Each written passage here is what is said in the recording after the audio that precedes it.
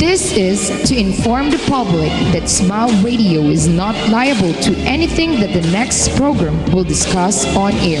The radio station is encouraging responsible broadcasting to all our clients. In case of any illegalities which will occur therein, Smile Radio will not be responsible.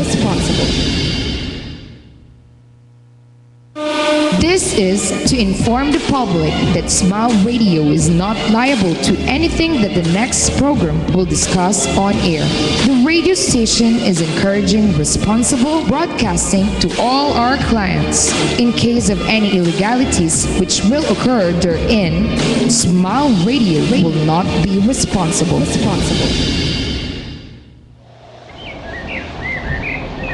Alhamdulillah Rabbil Alamin wa salatu wa salam ala Rasulillah. Kami po ay nagaanyaya na makinig at subaybayan po ang aming programa na pinamagatan namin Islam is Solution for Humanity. Ito po ay mapapakinggan natin sa araw ng Miyerkules sa ganap na oras na alas 10 hanggang alas 11 po ng umaga. Dito lamang po sa Bataan Station 98.3 FM Smile Radio. Ito po ang inyong lingkod na tagapagsalita, Imam Saleh Beray, kasama po ang mga kapatiran sa likuran ng programang ito. Muli po ay inaanyayahan po namin kayo sa isang programa na kung saan ang siya po magbibigay ng lahat ng kasagutan sa lahat na samot-saring suliranin o problema ng tao hinggil sa kanyang pananampalataya na kasagutang katotohanan at walang kasinungalingan. Tayo po ay magkita-kita at magkatagpo-tagpo sa programang ito sa araw ng Miyerkules, alas 10 hanggang alas 11 po ng umaga, insyaAllah. Wassalatu wassalam walhamdulillah Rabbil Alamin.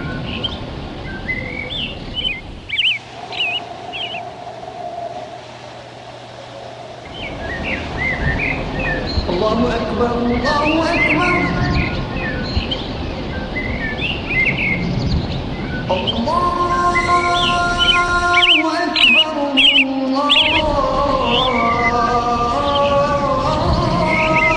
Akbar.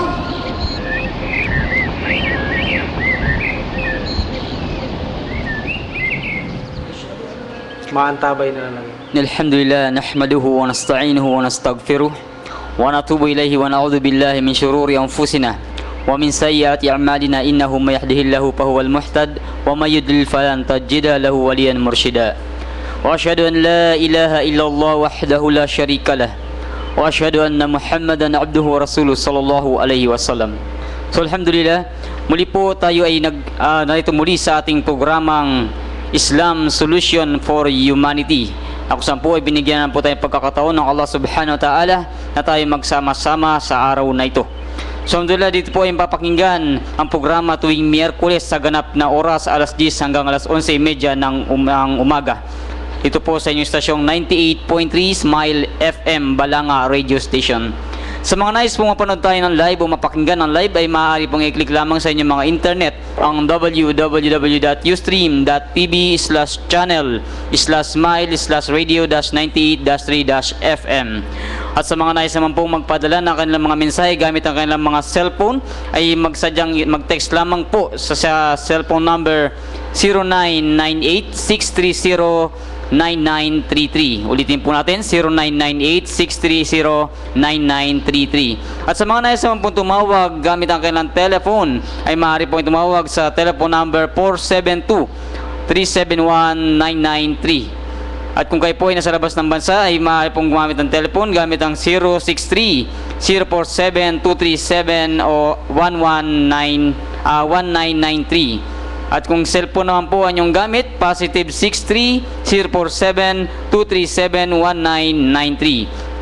At sa mga nais naman pong magpadala ng kanilang mga katanungan ay maaari niyo po kaming padalhan sa aming mga Facebook account gamit ang inyong messenger. Hanapin lamang po ang aming account, Saleh Rowan Biray at Musa Gerald Madrona.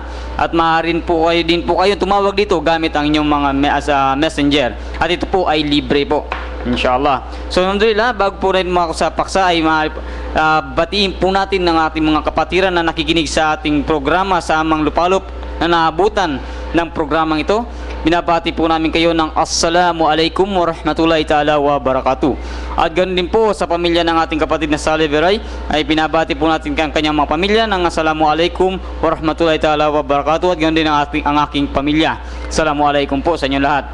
At ganoon din po sa mga masugid at walang sawang nakikinig at sumusuporta sa ating programa na si Sister Zainab. Inshallah naway patagin at pabiyaan, gabayan at biyayaan ka ng Allah subhanahu wa ta'ala higit sa kabilang buhay, inshallah. At ganoon din sa ating kapatid na si Brother Ayub na inshallah ay wala yung sawang sumusuporta o tumatangkilik at nakikinig sa ating programa. Naway gabayan at palakasin pa kayo ng Allah subhanahu wa ta'ala at bigyan ng mga biyaya na kung saan ay sa higit sa kabilang buhay, inshallah. So binabati po namin kayo ng Assalamualaikum warahmatullahi ta'ala wabarakatuh. At ganoon din ang kanyang may bahay na si Sister Mariam at ang kanyang ina na si Sister Ashia na kung saan po ngayon inshallah ay medyo alhamdulillah nakaka-recover na daw, inshallah ay pagpatuloy lang po natin ang pagdua kay sister, inshallah. At ganoon din po binabati natin ang ang ating sister na si Sister Gladys Kilang na kasanay masugid po natin tagapakinig, si Daisy Gabino at Sister Norjana Rodriguez. Assalamualaikum po sa inyong lahat. At ganoon din po kay Sister Aisha Norjana kung saan nakikinig din po sa atin. Assalamualaikum po sa inyong lahat dyan. At ganoon din po kay Sister Amal Iman Islam at kay Princess Arby Panuntungan. Inshallah, assalamualaikum po sa inyong lahat. At ganoon din po kay Brother Ayub, Brother Abdul Jalil at kanyang may bahay na si Sister Soraya at ang kanyang pamilya. Assalamualaikum po sa inyong lahat dyan. At ganoon kay Brother Nasir Timan at ang kanyang pamilya. At ganoon din po sa kanyang tatay na kung saan ngayon inshallah ay nagpapagaling din po. Iduwa din po natin si Brother na kung saan ay makarecover din po siya sa kanyang karamdaman. At ganoon din sa kanyang kapatid na si Brother Bani. Sa inyo po yung kapatid ni Brother Nasir. Assalamualaikum po sa inyo mga kapatid dyan. At ganoon din po si Sister Sagira Panambulan. Assalamualaikum po sister, welcome po at nakikinig po kayo inshallah sa ating programa. At ganoon din po kay Brother Saleh dyan sa 168 Plaza. At ganoon din kay Brother Ali Salek at kay Brother Ansari. At ganoon din po kay Brother Abdurrahman Sokorum na kung saan ay nakikinig din po at nanonood sa ating programa. So ganoon po kay Brother Basilaw Tampal Saidin. Assalamualaikum po brother. Welcome po at inshallah mapanood niyo po ang ating programa. Alhamdulillah, and I also greet our new listener brothers in California, Brother Suwahib Muhammad and family, and Brother Muhammad Zabir, and Brother Wasin Udin and his family. Assalamualaikum to all brothers na sanay nakikinig po sa atin yan inshallah sa bansang California. So ganoon din po kay Brother Sultan at kay Pres Malado dyan sa Balanga kung saan nakikinig po sa atin dito inshallah, no? Nakatagusubaybay natin sa ating programa. So ganoon din po ay binabati din po natin ng salam mga ating mga kapatiran na dyan sa Balanga na kung saan nakikinig sa ating programa. Alhamdulillah. At ganoon din po ang mga kapatid dyan sa Maribeles, binabati po namin kayo ng Assalamualaikum warahmatullahi ta'ala wabarakatuh. At ganoon din po sa ating mga kapatiran dyan sa page sa Facebook ni Brother Saleh, kung saan binabati po namin kayo ng Assalamualaikum warahmatullahi ta'ala wabarakatuh. At din sa mga kapatid sa Guagua at sa Lubao, binabati po namin kayo ng Assalamualaikum. At ganoon din po sa gitnang silangan na kung saan nakikinig at nanonood sa ating programa. Inshallah, napabot po namin ang pagbati ng Assalamualaikum warahmatullahi ta'ala wabarakatuh. At ganoon din po, sa hindi pa po mayakap sa Islam at nakikinig upang pag-aralan ng Islam, ay binabati po kayo namin ng magandang araw po sa inyong lahat. At sa mga nais mapanood po ang mga na-miss na programa, ay maaari nyo pong i-type sa inyong mga YouTube ang Saleh Biray at Rowan Biray. Doon po ay makikita po ninyo ang mga programa na hindi po ninyo napanood, inshallah. So ilipat na po natin ang pagkakataon sa ating ustad na usanay para mag-umpisa ng programa siya. Assalamualaikum warahmatullahi brother. Waalaikumsalam warahmatullahi ta'ala barakatuh. Innal hamdalillah nahmaduhu wa nasta'inuhu wa nastaghfiruh. ونعوذ بالله من شرور أنفسنا ومن سيئات أعمالنا إنه من يهده الله فلا مضل له ومن يضلل فلا هادي له Ashhadu an la ilaha illallah wahdahu la sharika lah wa ashhadu anna Muhammadan abduhu wa rasuluhu sallallahu alaihi wa ala alihi wa ashabihi wa man tabi'ahum bi ihsan ila yaumiddin. Amma ba'd. Ang lahat po ng pagpupuri ay para lamang po sa Panginoong Allah Subhanahu wa Ta'ala. Pinupuri po natin palagi ang Panginoong Allah Subhanahu wa Ta'ala na kung saan sa Kanya lamang tayo humihingi ng tulong at ng kapatawaran. Ako po ay nagpapakupkup sa Panginoong Allah Subhanahu wa Ta'ala laban sa aking masamang sarili, ganun din sa aking masamang gawa. Kaya tag sino man pong pinatnubayan ng Panginoong Allah Subhanahu wa Ta'ala sa matuwid na landas ay walang makapagliligaw sa Kaniya. At ang sino man pong maligaw mula sa matuwid na landas ay wala naman pong makapagbibigay ng matuwid na patnubay sa Kanya maliban lamang ang Panginoong Allah Subhanahu wa Ta'ala.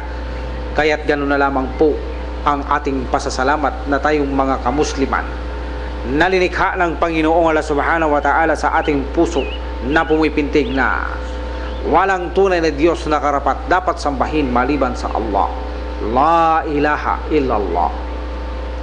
Kaya ako po ay sumasaksi na walang karapat dapat sambahin maliban lamang ang Panginoong Allah Subhanahu wa Ta'ala, na kung saan siya ay hindi dapat bigyan ng katambal sa pagsamba sa Kanya. At ako'y sumasaksi na si Propeta Muhammad sallallahu alaihi wasallam ay Kanyang huling sugo at alipin. Sumakaniya nawa ang kapayapaan at pagpapala ng Panginoong Allah Subhanahu wa Ta'ala, ganun din po sa Kanyang mga pamilya at mga kasamahan at sa mga sumunod sa kanila hanggang sa araw ng pagkabuhay na muli.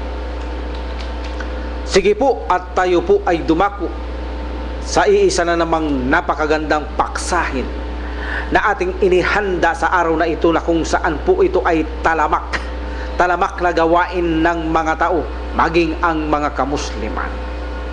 Ito pong paksa nating pagsasaluhan sa araw na ito ay napakalaki po na kapakinabangan na dapat maiwasan ng bawat kamusliman, sapagkat ito po ang pinakamalalang sakit ng mga kaluluwa sa panahon natin ngayon, nakakahiligang gawin ng mga tao. Ano po ang ating paksa? Ang paksa po natin sa araw na ito ay patungkol po sa mga naninira ng puri, paninirang puri, paninira ng talikuran, paninirang puri, ang kahalintulad at mga epekto ng gumagawa nito. Ito po ang ating iisa-isahin sa araw na ito. Kaya naman po ay wag po kayong lalayo sa ating programa upang sa ganun ay magkaroon tayo ng higit na kaalaman at maging kapakipakinabang nawa ito sa ating. Dapat pong malaman natin mga kamusliman na isa po sa aral ng Islam na tayo ay dapat naniniwala, tayong mga kamusliman, ang bawat isa po sa atin ay mayroong tamang karapatan. Yan po ang totoo. Tamang karapatan at tamang pakikitungo na dapat gawin ng bawat isang Muslim. Tayo rin po ay naniniwala na nga sa mga karapatang ito at tamang pakikitungo sa bawat Muslim, maging ibang man mga tao hindi Muslim, pakikitungo ng mabuti at makatarungan, ito po ay isang gawaing pagsamba sa Panginoong Allah Subhanahu wa Ta'ala, at sa pamamagitan ng pagsunod sa utos na ito ay ang isang Muslim ay napapalapit siya sa kanyang Panginoong Allah Subhanahu wa Ta'ala. Ngunit ang sino mang sumuway dito, siya ay nakagawa ng kasalanan sa Allah Subhanahu wa Ta'ala at nakagawa siya ng kasalanan sa kanyang kapatid sa pananampalataya. At ang isang dahilan upang mapalayo ka sa pagmamahal ng Panginoong Allah Subhanahu wa Ta'ala ay ang suwayin siya at hindi ibigay ang karapatan ng isang Muslim na naaayon sa batas ng pananampalatayang Islam. Sa panahon po natin ngayon ay mayroon isang gawaing talamak na kakahiligang gawin ng bawat tao, maging ang mga kamusliman. Ito po ang ating papaksahin at bibigyan ng solusyon insyaallah sa araw na ito, sa programang Islam Solution for Humanity. Mayroon isang gawaing nilalabag niya ang Panginoon Allah Subhanahu wa Ta'ala mula sa kanyang batas. Nilalabag niya, niyuyurakan niya ang karapatan ng kanyang kapatid sa pananampalataya. At kapag nagawa niyo po ba ito, ay alam niyo po ba kapatid, na ang papaksahin natin na kapag nagawa nyo ito ay kahit umingi ka ng tawad sa Panginoong Allah Subhanahu wa Ta'ala na siya ang mapagpatawad sa lahat ng kasalanan, kapag nagawa mo ang ating papaksahin ay hindi ka patatawarin ng Allah Subhanahu wa Ta'ala. Alam nyo po ba yan? Hanggat hindi tayo pinatatawad ng kapatid natin sa pananampalataya sa nagawan natin ng ano po ito? Paninirang puri. Sinisiraan mo ang iyong kapatid sa pananampalataya. Sinisiraan mo ang iyong kapatid sa pananampalataya upang siya ay mapasama sa tingin ng iba at sa paniniwala ng iba na siya ay masamang Muslim. Ito man ang paninira mo ay totoo o hindi totoo, basta ang mahalaga ay may nasabi ka sa kanya na ayaw mo sa kanya upang siya ay mapasama sa ibang tao, sa paningin ng ibang tao. Mayroon pong dalawang uri ang paninirang puri. Isang totoo at isang hindi totoo. Kapag ikaw ay nanira ng puri na ikaw ay nagsabi ng totoo sa iyong kapatid upang siya ay mapasama ng walang kapakinabangan, ang tawag po dito ay riba. Backbiting. Backbiting ang tawag po diyan kapag ito ay totoo. Panlilibak sa iyong kapatid sa pananampalataya. At kapag hindi totoo ang iyong sinasabi patungkol sa iyong kapatid sa pananampalataya, tinatawag itong bahatta, slander. Hindi totoo. Pero bagamat ang dalawang ito ay paninirang puri na pareho, isang totoo, isang hindi totoo.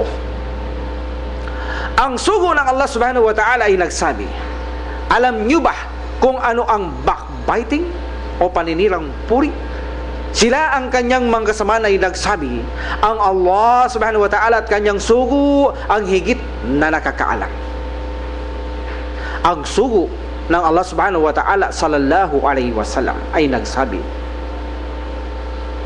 ang paninirang puri ito yaong isang bagay na sabihin mo patungkol sa iyong kapatid na ayaw mo sa kanya. Yan po, sasabihin mo sa iyong kapatid, sa ibang tao, kung ano ang ayaw mo sa kanya. Ibig sabihin upang siya ay mailagay sa kasamahan sa paningin ng iba at pangunawa.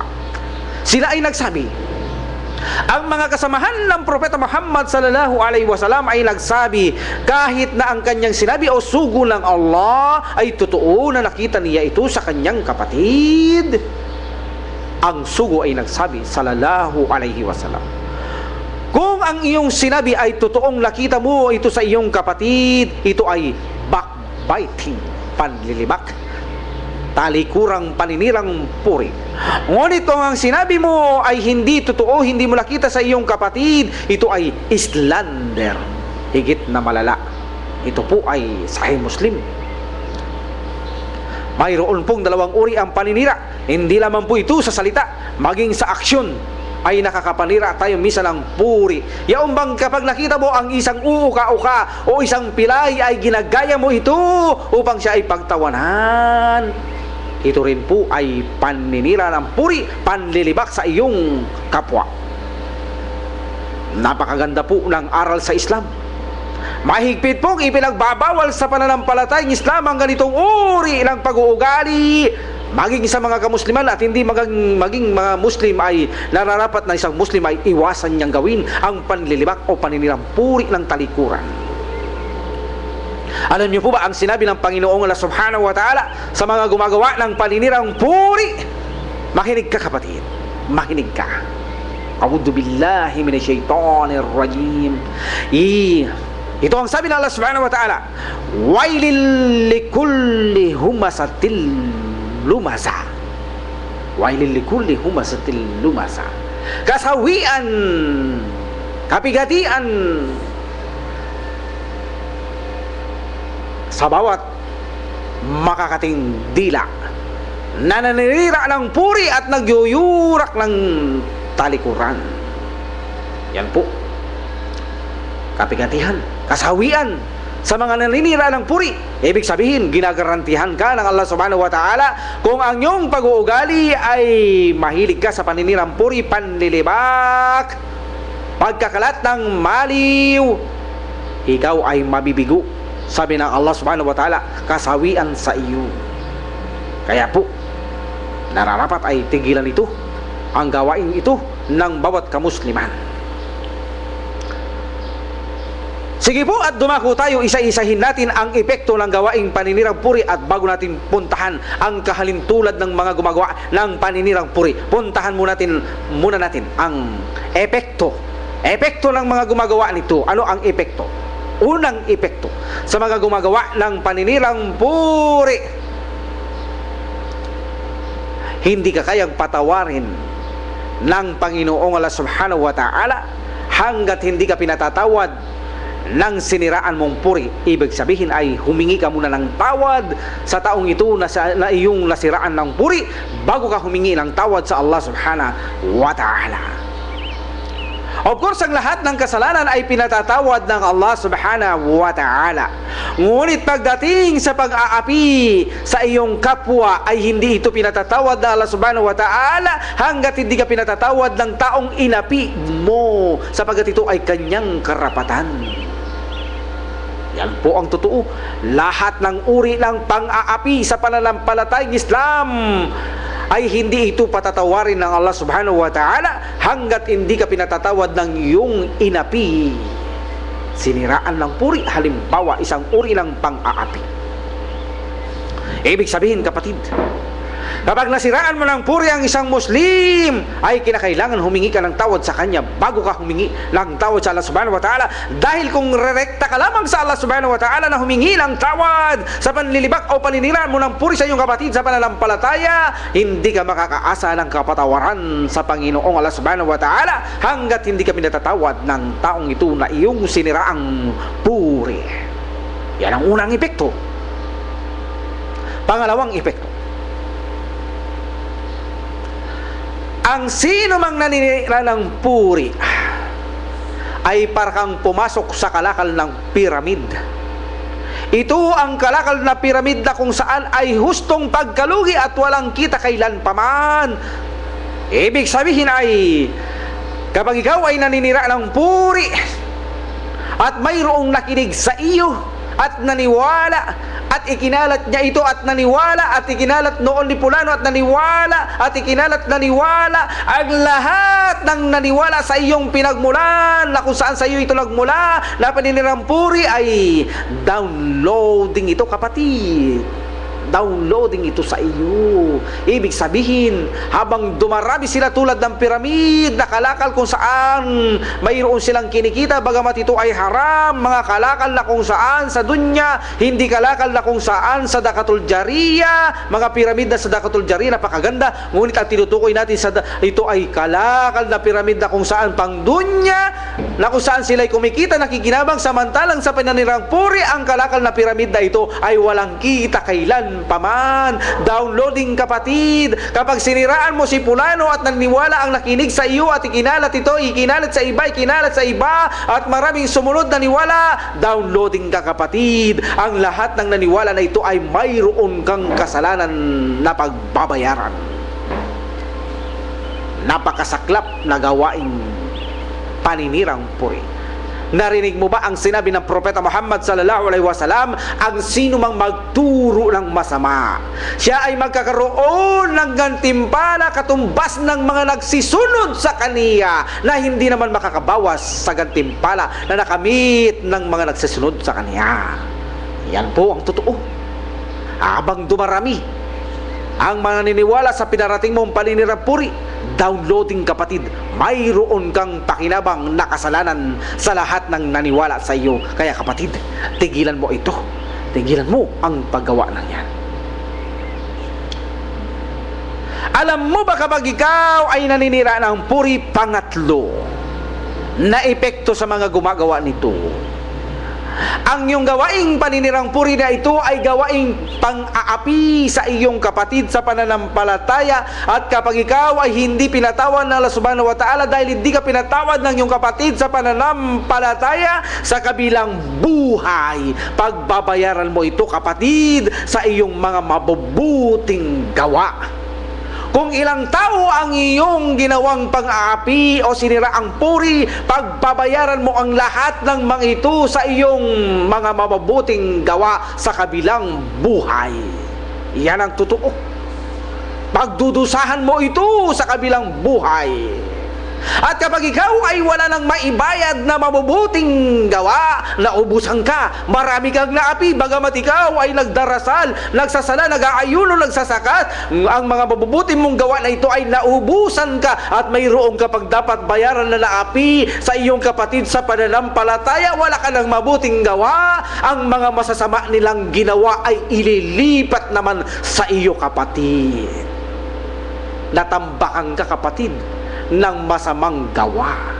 Ikaw yaong pinakapulubi na tao na sinasabi ng Propeta Muhammad sallallahu alaihi wasallam. Alam nyo ba ang pulubi, sabi ng Propeta sallallahu alaihi wasallam? Anong sabi ng mga sahaba? Yaong walang kayamanan, yaong hindi niya matustusan sa isang araw na sapat ang kanyang buhay. Ang sabi ng Propeta sallallahu alaihi wasallam, hindi. Ang pinakapulubing tao sa kabilang buhay, bagamat siya'y nagdarasal, nagsasakat, nag-aayuno, nakakagawa ng mabuti, ngunit marami siyang inapi na kanyang pinagbayaran sa kabilang buhay na mabubuting gawa, at naubusan siya ng mabuting gawa, at mayroon pang dapat pagbayaran, ang masasama ng mga taong ito ililipat sa kanya. Siya ang pinaka mahirap na tao. Abay, kapatid, nagpakahirap ka ng husto, nagtahadyud ka, 1/3 of the night, bubabagong kang 1:30 a.m., 2 o'clock a.m. Nagtatahadyud ka, nagbibigay ka ng kawang gawa, ikaw ay nagsasala, ikaw ay nag-aayuno, nagbibigay ng zakat. Yun pala ay nagpakapagod ka lamang, kapatid. Iba pala ang makikinabang sa iyong mga ginagawa, hindi pala ikaw. At samantalang sila na hindi nagpapakapagod, na sila'y gumagawa lamang ng kasamaan, bandang huli ang kasamaan nila dahil sa iyong panlilibak at paninirang puri ay ililipat lamang sa iyo. Ikaw na nagpapakabanal na Muslim na mahilig sa gawaing paninirang puri. Nakita mo, kapatid? Nakita mo? Nakita mo ang epekto ng gawain ito, kung paano ito napakalalang gawain ng isang Muslim na dapat itong talikuran. Tandaan mo, kapatid, kapag ikaw ay nagpapakabanal, nagpapakapagod, siguraduhin mo na ang lahat ng mabubuti mong gawa na ito ay ikaw lamang ang makikinabang at hindi ang iba. Kaya huwag kang mang-api, huwag kang manira ng puri, kapatid, upang sa ganun ang lahat ng iyong pinaghirapan sa dunyang ito, sa kabilang buhay ay ikaw lamang ang tanging makikinabang sa iyong mga mabubuting ginawa. Sige po, at dumako tayo sa pang-apat na epekto ng mga mahilig na gumagawa ng paninirang puri, lalo na sa mga babae o kababaihang Muslim. Abay, mahina po sila sa bagay na ito.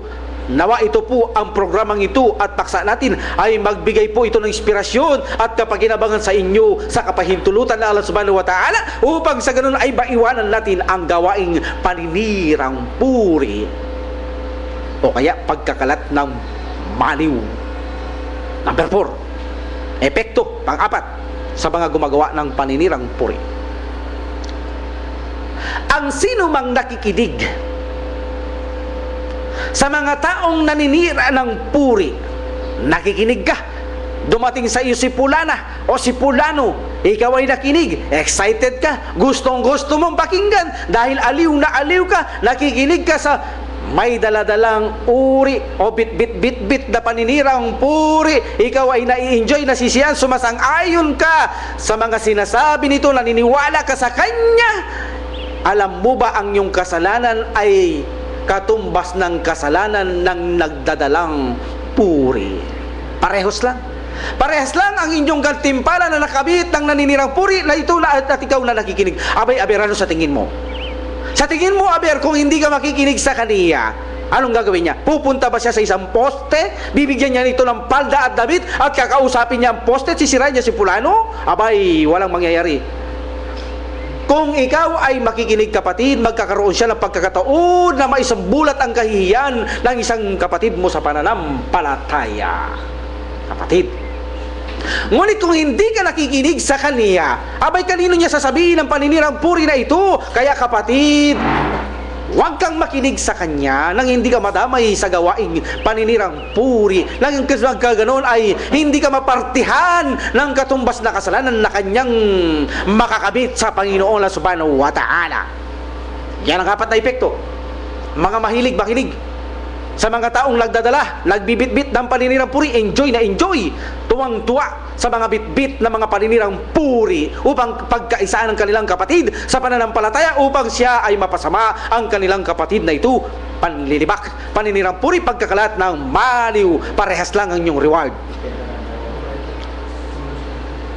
Dumako tayo sa panglimang epekto ng paninirang puri. Alam niyo po ba ang Propeta Muhammad sallallahu alaihi wasallam, nang napadaan siya sa libingan ay dalawa katao ang pinaparusahan. Ang isa ay dahil hindi siya umiilag na siya ay madumihan ng kanyang ihi o najis, at ang isa ay pinaparusahan sa kanyang libingan dahil sa paninira ng kanyang puri, paninira ng puri. Sinisiraan niya ng puri ang kanyang mga kapatid sa pananampalataya. Alam niyo ba ang ginawa ng Propeta Muhammad sallallahu alaihi wasallam upang pansamantala silang matigil sa kaparusahan? Ay nagtalusok siya doon ng isang halaman na kung saan hanggang hindi malanta ito ay hindi muling magbabalik ang parusa. Pansamantala na matigil ang kaparusahan, ibig sabihin ay ang kaparusahan pala sa libingan ng mga taong ito na hindi umiiwas na malumian ang kanyang balat, kasuotan sa najis at mga ninira ng puri ay wala pala itong patid, wala pala itong tigil, hindi pala ito itinatantanan ang kaparusahan sa kanyang libingan. Dahil nakita natin ang Prophet sallallahu alaihi wasallam nang itusok niya ang halaman na ito, sinabi niya sa sahaba, sa kanyang kasamaan, upang sa ganoon ay pansamantalang matigil ang kanilang mga kaparusahan. Ibig sabihin, kung hindi ito ginawa ng Propeta Muhammad sallallahu alaihi wasallam, tuloy-tuloy pala ang parusa sa kanilang mga libingan. Nakita mo kapatid?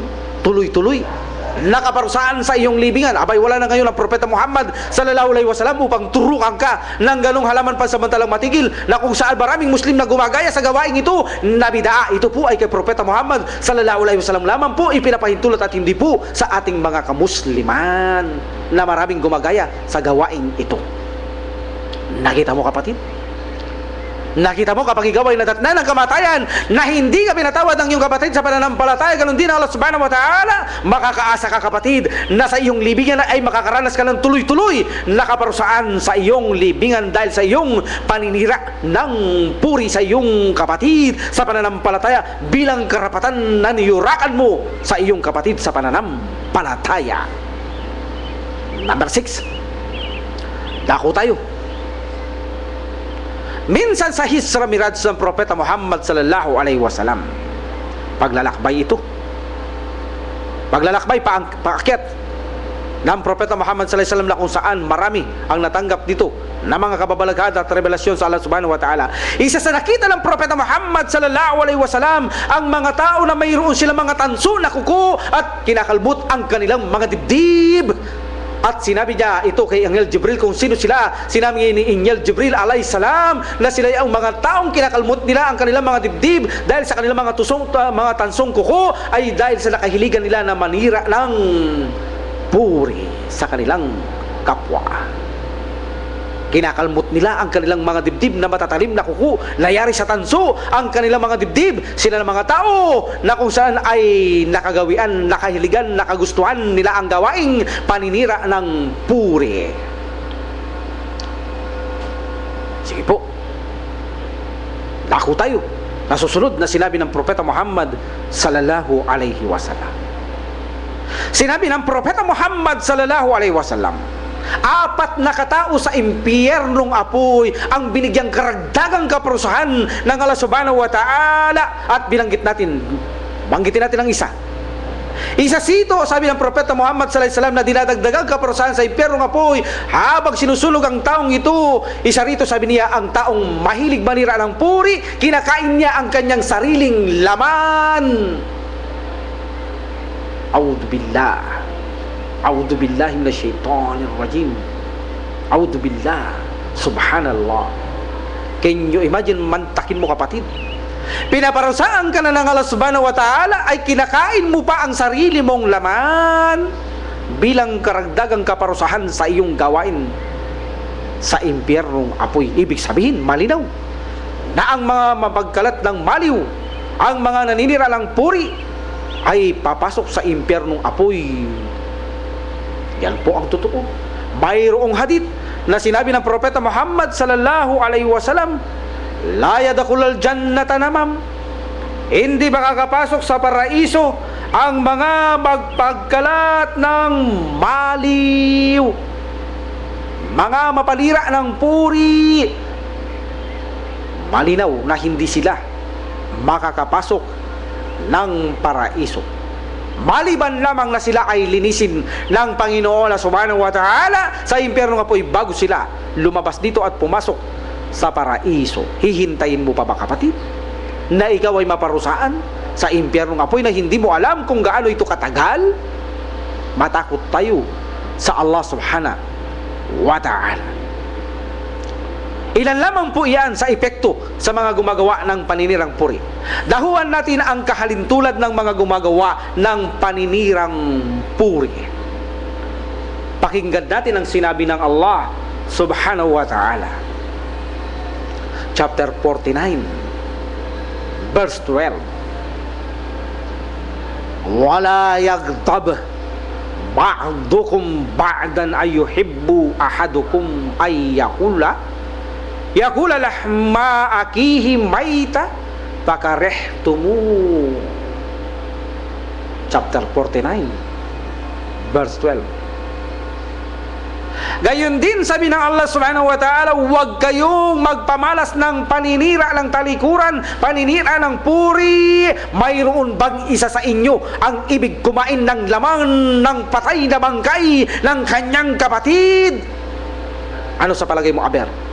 Ano sa palagay mo? Makakayanan mo kayang kumain ng bangkay ng tao na iyong kapatid sa pananampalataya abang ito ay inuuhod? Kaya mo kayang kainin ito kapatid? Kung hindi mo kayang kainin ito kapatid, sabi ng Allah subhanahu wa ta'ala, kasuklaman ninyo ito, pakarehtumuhu. Kasuklaman ninyo ito, kamuhian ninyo ang paninira ng puri o paninira ng talikuran. Ano ang kahalintulan ng mga taong nahihilig sa paggawa ng paninirang puri? Ang kahalintulad nila ay kumakain sila ng bangkay ng kanyang kapatid na patay, na ito ay inaagnas, inuuhod. Ang kahilintulad nito na gawaing paninirang puri ay kinakain mo ang isang bangkay ng iyong kapatid habang ito ay inuuhod, kapatid. Ganyan ang kahalintulad ng mga taong gumagawa ng paninirang puri. Katumbas ay kumakain ng bangkay na patay abang inuuhod ito. Kaya mo kapatid? Kung hindi mo kayang sikmurain kapatid na ikaw ay kumain ng bangkay na patay ng iyong kapatid abang ito'y naagnas at inuuhod, abay iwasan mo kapatid ang paninira ng talikuran sa iyong kapatid sa pananampalataya, ang pagyurak sa karapatan ng iyong kapatid sa pananampalataya. Ber, kalimutan mo kapatid, iwanan mo kapatid, talikuran mo kapatid ang gawain niyaan. Karapatan sa iyo ng kapatid sa pananampalataya na siya'y pangalagaan mo sa pamamagitan ng iyong dila at mga kamay. Pangalagaan mo siya kapatid, pangalagaan mo. Pag malasakitan mo ang iyong kapatid sa pananampalataya, na huwag mong hayaang na ikaw mismo ay yurakan mo siya, maging ang iyong mga kapatid sa pananampalataya, pagbawalan mo na yurakan ang bawat isa sa ating magkapatiran, maging ang hindi mga mananampalataya ay huwag nating siraan ng puri na walang kapakinabangan sa ating ummah. Nakita mo na kapatid ang kahalintulad ng mga taong mahilig manira ng puri? Siguro naman ngayong kapatid, naririnig mo ang programang ito, naririnig mo ang mensaheng ito mula sa Panginoong mismo na si Allah subhanahu wa ta'ala mismo sa kanyang aklat. Narinig mo ang katumbas ng mga taong mahilig manira ng puri. Anong katumbas kapatid? Kumakain ka ng bangkay ng iyong kapatid sa pananampalataya habang ito ay patay, inaagnas at inuuhod. Dakuhan naman natin ang sinabi ng Propeta Muhammad sallallahu alaihi wasallam. Ang sugo minsan ay napadaan si Propeta Muhammad sallallahu alaihi wasallam. Napadaan siya sa isang bulok na bangkay ng dangke. At ito ay inuhod. Ito ang ebidensya na sinasabi kong bagamat wala sa Quran ang inuhod. Ito ang ebidensya mula sa nakita ng Propeta Muhammad sallallahu alaihi wasallam. Nadaanan niya ang isang bulok na dangki na iniuuhod na ito. Ang sugo ng Allah subhanahu wa ta'ala sallallahu alaihi wasallam ay nagsabi, nasaan si Pulano, kung saan siya bumaba sa kanyang sinasakyan at kinain niya ang nabubulok at patay na bangkay na dangking ito na inuuhod. Anong sabi ng mga sahaba? Patawarin kayo ng Allah, o sugo ng Allah. Sino kayang tao ang makakayanan na kainin niya ang karning ito na bulok at inuhod, o sugo ng Allah? Patawarin kayo ng Allah sa inyong sinabi. Anong sabi ng Propeta Muhammad sallallahu alaihi wasallam?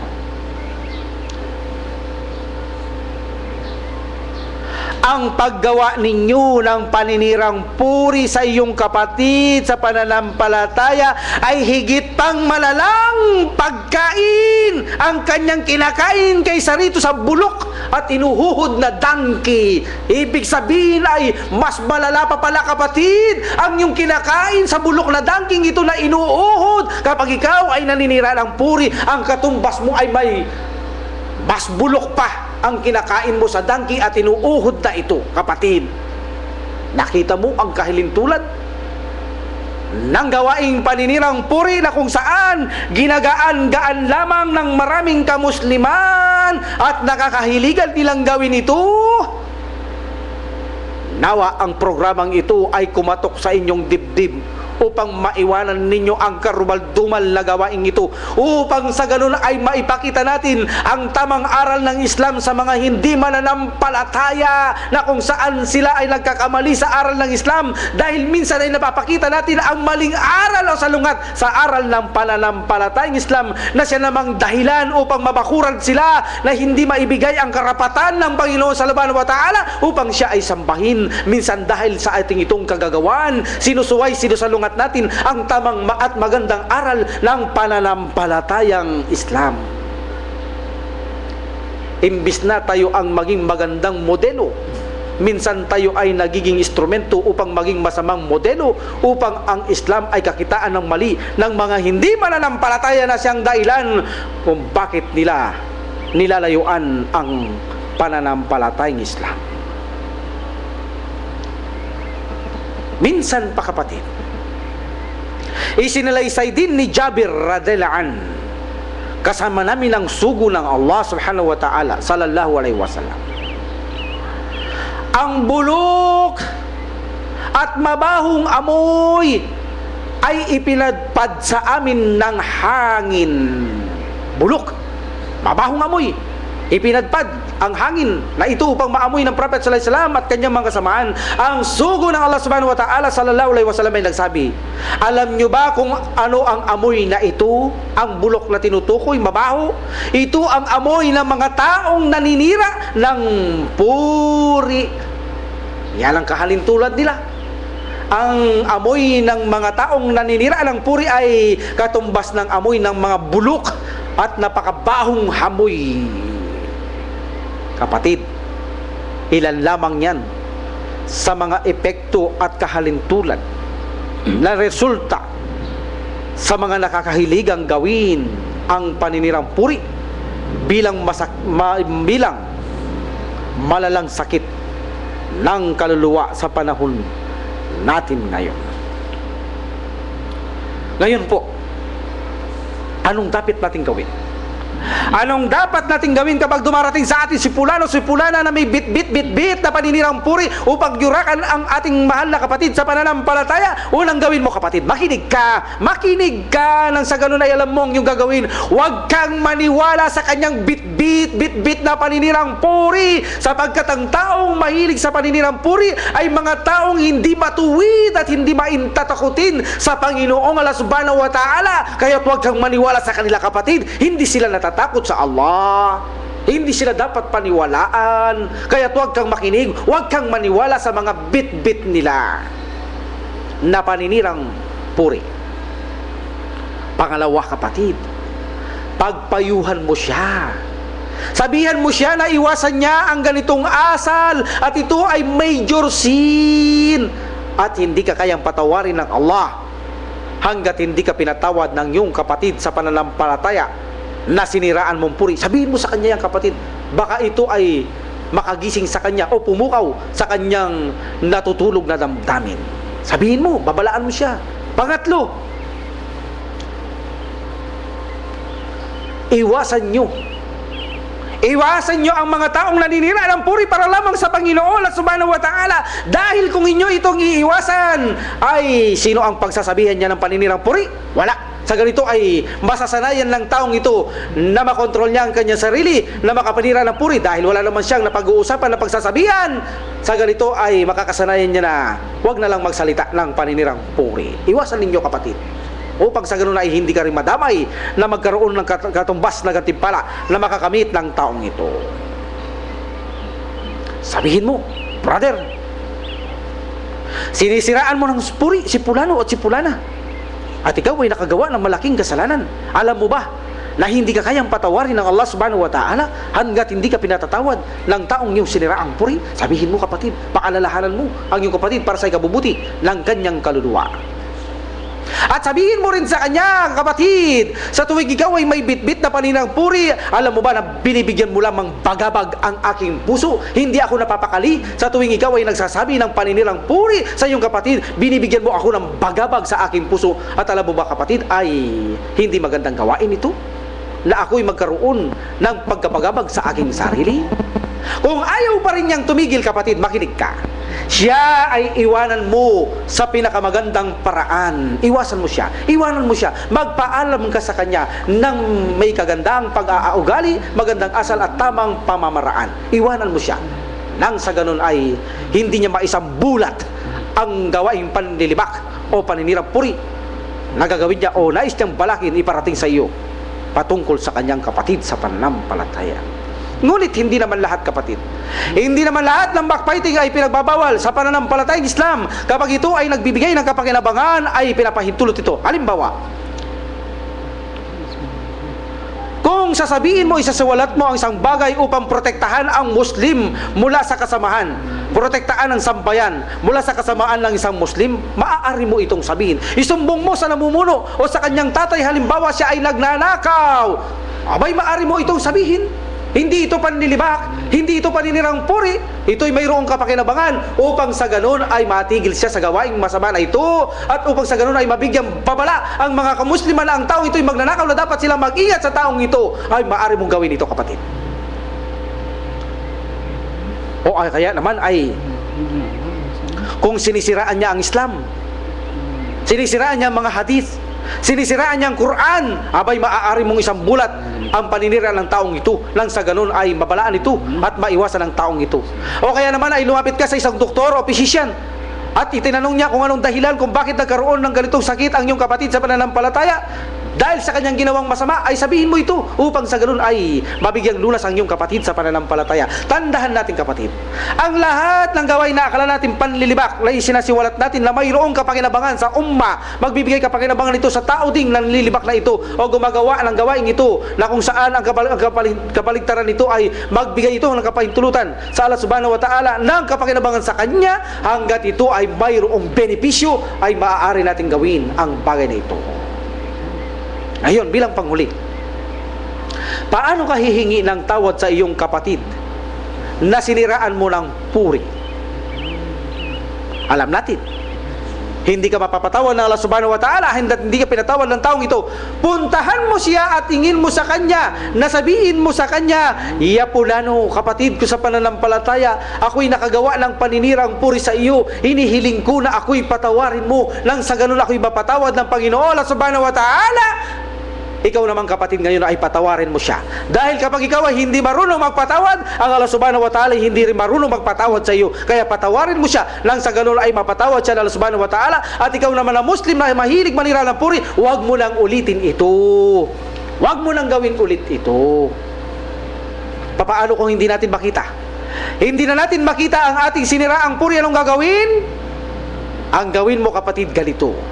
Hingin mo ang habag ng Allah subhanahu wa ta'ala para sa kapatid mong ito na hindi mo na makita, upang humingi ka ng tawad sa paninilang puri sa kanya. Hindi mo alam kung nasaan siya, buhay pa o patay. Hingin mo sa Allah subhanahu wa ta'ala, ya Allah, patawarin mo po ang kapatid kong ito. Ibilang nyo sa kanyang habag, ang iyong habag ibigay nyo sa kanya, at isang bulat mo ang kabutihang ginawa ng taong ito sa ibang tao, at sabihin mo na ang iyong ginawa sa kanyang paninirang puri ay hindi totoo. Sa ganito'y patatawarin ka ng Allah subhanahu wa ta'ala, kasabay ng papapatawad sa kanya. O kaya naman, kung ikaw ay hihingi ng tawad sa kanya na alam mo magsisilbi o magdudulot ng kaguluhan, gawin mo rin ang pattern na ito kapatid, na ihingi mo siya ng tawad sa Allah subhanahu wa ta'ala, at kasabay mo na humingi ka ng tawad sa Allah subhanahu wa ta'ala. Iyan ang tamang pamamaraan na ikaw ay humingi ng tawad sa taong hindi mo na alam kung nasaan, o alam mong magdudulot ng kaguluhan, ay hihingi mo siya ng tawad, at pagkatapos humingi ka ng tawad sa Allah subhanahu wa ta'ala, at isang bulat mo ang gawaing mabuti ng taong ito na iyong sinirahang puri. Pakatandaan natin kapatid, bilang panghuli, ang pinakamahusay at magaling na Muslim ay yaong mayroong pinakamahusay at magaling na pag-uugali. Siya isang Muslim na ligtas ang kanyang kapatid sa pananampalataya mula sa kanyang dila at mula sa kanyang mga kamay o aksyon. Ibig sabihin, sila ang pinakamagaling na Muslim. Yan po ang laging paksa natin sa araw na ito. Inshallah, ipagpatuloy natin ang ating pagpapaliwanag sa hadith ng Bulugh al-Maram, na kung saan isang aklat na pinagkakatiwalaan ng maraming scholar at nagpakagandang pagkakahanay nito, kung saan nagsisimula tayo sa pagpapadalisay, ngunit nandito tayo sa tubig na maaari natin gamitin at hindi maaring gamitin. Iniisa natin ang mga hadith, pagkatapos binibigyan natin ng paliwanag, mga fiqh, binibigyan natin ng mga benepisyo mula ito sa mga maaalam na pinagkalooban ng Allah subhanahu wa ta'ala na ating mga scholars. Naway gantimpalaan sila ng Allah subhanahu wa ta'ala ng pinakamainam na gantimpala, habag at pagpapatawad. Higit sa lahat, ang kaligayahan at kaligtasan sa kabilang buhay ay makamit nila. Ganon din sa atin at gumugugol sa programang ito. Sa iyo ang pagkakataon, Brother Musa. Assalamualaikum warahmatullahi ta'ala wabarakatuh. Waalaikumsalam warahmatullahi ta'ala wabarakatuh. Masyaallah. Siya pala brother, nandito si Brother Musa. Brother Musa, Assalamualaikum. Nais mong bumati, kapatid? Okay. So, hindi na bumati si brother sapagkat siguro marahil ay nabati na natin lahat kanina. So, inshallah, brother, papapatuloy natin ang hadith. Sa mga nanais na magtawag o mag-text, libre po sa Messenger. Alhamdulillah. Inshallah. So, alhamdulillah, ipagpatuloy na po natin ang sanay ang talata na kung saan pag-iwanan natin nung nakaraang Miyerkules, na kung saan tayo po ay nasa hadith number 9, na kung saan po dito ay patungkol sa pusa. Alhamdulillah. So dito mula sa Bulugh al-Maram na natin babasahin, ito po ay nakasa dito mula kay Abu Qatada radhiyallahu anhu, na kung saan ang propeta sallallahu alaihi wasallam, kung saan nakalagay dito, narrated Abu Qatada radhiyallahu anhu, Allah's Messenger sallallahu alaihi wasallam said about the cat, it is not unclean. So ibig sabihin ito daw ay hindi marumi, but is one of those who intermingle with you. So ito ay mahilig makihalo sa inyo. Ibig sabihin, so liwat na sa liwat na Tagalog mula sa salaysay ni Abu Qatada radhiyallahu anhu, ang sugo ng Allah subhanahu wa ta'ala, propeta sallallahu alaihi wasallam ay nagsabi patungkol sa pusa, ito ay hindi marumi sapagkat ito ay isa sa mga nakikihalubilo sa inyo. So ito ang hadith na kung saan umpisaan po natin, kung saan titignan natin ang anong benepisyo meron nilalaman ang hadith na ito, na kung saan bilang kabuuhan ng hadith na ito ay pangyayari na kung saan isa sa mga babae na kung saan nagngangalang Kabsha bint Kab, na kusan isa sa pamangkin na Abu Qatada, na kusan ay minsan hatiran niya ng tubig si Abu Qatada para bigyan ng tubig para pang-ablusyon. Ngunit na lumapit ang pusa at nais uminom ng tubig, na kusan ay si Abu Qatada ay nilapit ang bowl ng tubig para inuman ng pusa. So si Kabsha ay nagulat at nakatingin kay Abu Qatada, sa kung saan ay sinabi ni Abu Qatada sa kanya na ikaw ba ay nagulat. So si Abu Qatada ay sumagot na saan ay nagsabi, ang katotohanan, ang sugo ng Allah ay nagsabi ng pusa o ang patungkol sa pusa. Ang propeta ng Allah ay nagsabi ito ay hindi marumi. So it is not impure. So malinaw na pinapakita sa hadith na ito na kung saan ang laway ng pusa ay hindi daw marumi. Na kung saan po malinaw na isa sa mabibigay natin na benefits. Unang-una dito sa hadith na ito ay ang patungkol sa pusa. Na malinaw na ito ay hindi najis. Opo. Na kung saan marami po sa mga kababayan natin o mga kapatid natin Muslim na kung saan ay nagsasabi ito daw ay haram sapagkat ito ay may pangil. Opo, malinaw po siya ay haram o pangil, pero ito po ay malinaw na haram na kainin. Pero malinaw sinabi ng hadith na ang pusa ay hindi daw marumi. At ang laway na meron ito na kung dumampi sa tubig na ginamit ni Abu Qatada para pagudo, ito ay malinis daw ayon sa hadith na ito. Anong sabi mo, brother? Ang pusa daw ay hindi marumi. Oo. Bakit siya hindi marumi? Alhamdulillah. Gayong siya ay haram kainin. Haram, oo. So mayroong nagsasabi na ang pusa, dahil malinis ang kanyang laway, ito daw ay malinis ba pati ang kanyang dumi? Malinis ba pati ang kanyang ihi? Tulad ng paniniwala ng Maliki Madhab, ang aso ay tahir. Kaya sa kanila ay maaari mong kainin ang aso. Dito sinasabi natin ang pusa ay may pangil, may pangil, at hindi ito pinapakain ng Prophet sallallahu alaihi wasallam. Ang laway malinis. Sabi nila ang ihi, ang dumi ay considered malinis. Kung ito ay malinis, kapatid, ibig sabihin ito ay allowed kainin. Pero bakit hindi siya allowed kainin? Ibig sabihin hindi totoo na malinis ang kanilang ihi at ang kanilang mga dugo, maliban lamang sa tanging laway ang kanilang malinis. Dahil kung ang mga ito ay magiging malinis, tulad ng paniniwala ng Maliki Madhab na ang aso ay tahir dahil malinis ang kanyang laway, maaari mong kainin dahil ito'y tahir, walang kasalanan. Ganun din po sa lilitaw na sasalungitin nila ang aral ng Propeta Muhammad sallallahu alaihi wasallam na lahat ng mayroong pangil ay hindi ito allowed kainin. Ibig sabihin bakit? Dahil sinabi ng Propeta sallallahu alaihi wasallam lahat ng najis ay haram kainin. Sila ay mayroon lang malinis, tulad ng laway ng pusa, ito lang ang tanging malinis.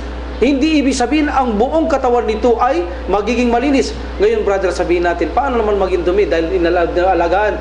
Siyempre, consider na malinis. Hindi totoo. Kung ang pusa ay magdudumi, lalabas at iihi siya kung pababayaan natin siya. Alhamdulillah, totoo yan, hindi siya magdudumi sa loob ng ating mga tahanan. So, ibig sabihin, brother, hindi sila pagkain dahil sila ay marurumi. Marurumi sila. Ngunit ang laway maliban nila sa ay laway. malilinis. So mayroong iktilab. So sabi nila, malinis ang laway, consider na malinis na lahat-lahat dahil sila ay pinahintulutang halagaan. So ibig sabihin pati ang mga daga ay lilitaw na ito ay malinis na rin dahil sila ay mayroong maaamong mga daga. Diba? Totoo yan. Pero kaya may mga daga sa bahay natin na hindi mo talaga naiwasan, nandyan lang yan, dinidilaan lahat ang ating mga kagamitan, diba? mga kagamitan. Okay. So brother, malinaw. So ibig sabihin malinaw po sa sinabi ng kapatid na kung saan ang pusa ay najis maliban sa kanyang laway. Kung saan po ang pinakapunto dito ay ang laway niya, no brother, na kung saan ay ang laway niya na kung saan dumampi yun sa mula sa pinag-inuman niya ng tubig na pangudo na ginagamit ni Abu Qatada na binanggit sa hadith na ito, na kung saan ang tanong ito, ang tubig na ba ito ay maaari pang pangudo? Yun ang pinakapunto ng hadith na ito. Dahil dyan ng paksa natin, nasa tubig tayo. So diyan ang tinutumbok natin. Nakaraan yung aso, kapag dinilaan niya ang sisidlan 7 times. Can you imagine? Siyempre, pag dinilaan niya ang tubig na pinaguda natin, brother, nagiging marumi dahil napakataas ng karumihan niya.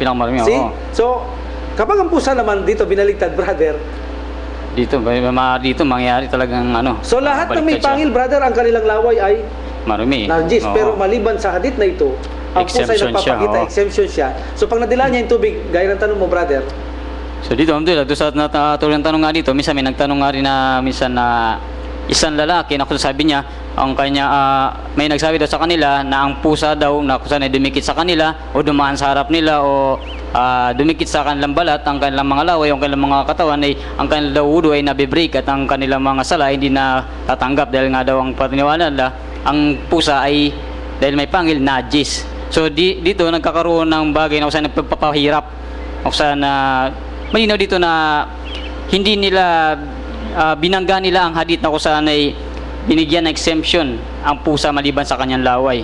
So dito mapakita dito na ang pusa ay malinis o hindi marumi di tulad ng aso.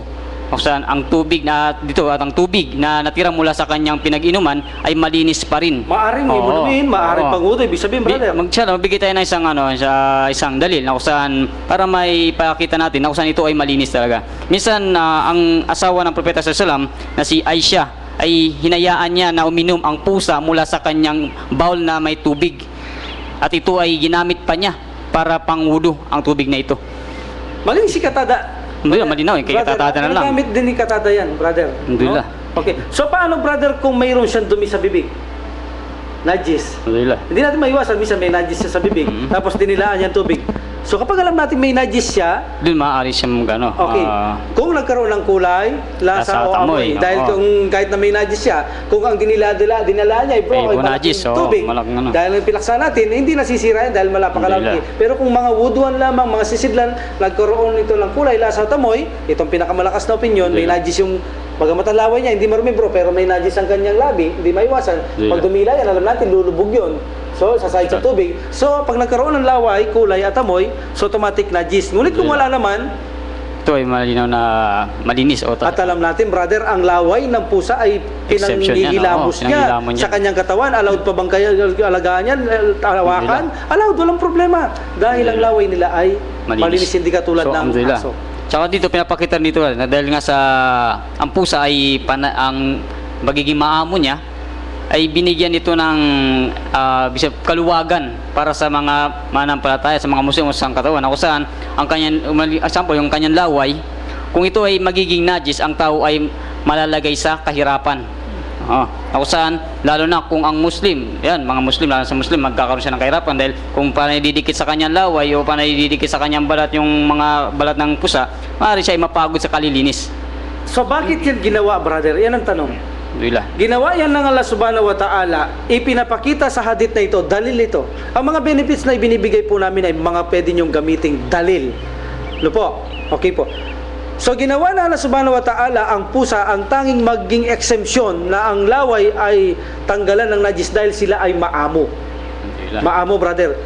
Dahil kung hindi yan ay najis, mahihirapan, malalagay gaya na sabi mo ang mga tao, hugas dito, hugas doon. Dahil maamo, hindi sila tatakot sa mga tao. Dinidilaan niya, maging ang balat ng tao, maging ang plato natin, mga ano pa man. Okay? So dito, ipinakita na Allah subhanahu wa ta'ala, brother, no? Na sa ating relihiyon, ang isang mabigat ay pinagagaan. Yun ang pinakapunto niya. See? Ang isang mabigat, dahil yan, kung pababayaan niya najis yan, mabigat yan. So, ginawa niyang magaan ang isang mabigat. Dahil lahat na may pangil ay najis, brother. Pero dahil yan ay maamo, hindi niya ginawang magpabigat sa atin. Pinagaan niya, tinanggalan niya ng najis. Ibig sabihin, like for example, ang sala. See, makikita natin, isa yung principle of pick, no? Ang sala, kapag hindi mo kaya nakatayo, umupo ka. Pag hindi mo kaya, pinagagaan. Pinagagaan, brother. Di ba? Ang sitwasyon natin, kapag ikaw ay naglalakbay, maaari kang di magsala. Ikaw ay nag-aayuno, maaari kang magsala. Pag may sakit ka, hindi ka maaaring mag-aayuno dahil hindi mo kaya, mamamatay ka o nahihirapan ka. So, ang Islam, ang kanyang one of the principle pick, brother, no? Isang foundation nito, ang magaan ay ginagawa, ang mabigat ay ginagawang magaan. Isa ito sa dalil ng pusa.